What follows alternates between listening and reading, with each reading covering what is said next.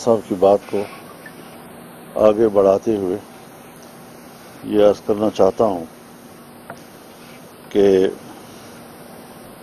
ہم 8 فروری کو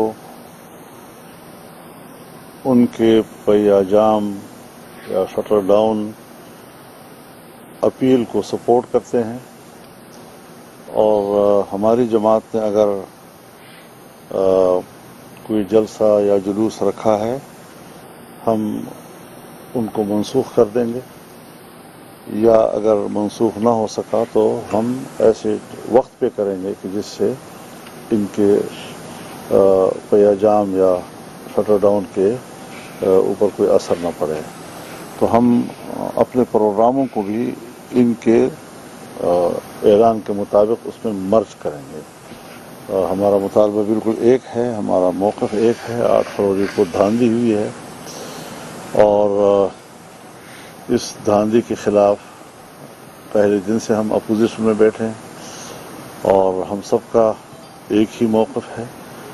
آج تک بھی رویے تبدیل نہیں ہوئے، یعنی اس کے بعد اگر ضمنی الیکشن ہوئے ہیں اس میں بھی اسٹیبلشمنٹ کے رویے تبدیل نہیں ہوئے۔ آج تک اگر اپوزیشن کے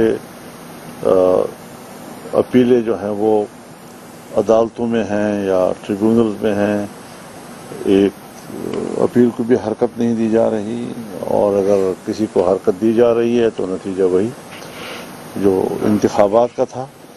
تو اس حوالے سے ہم اپنے مطالبے پہ قائم بھی ہیں، اور اس مطالبے پر ہمارا موقف بھی ایک ہے۔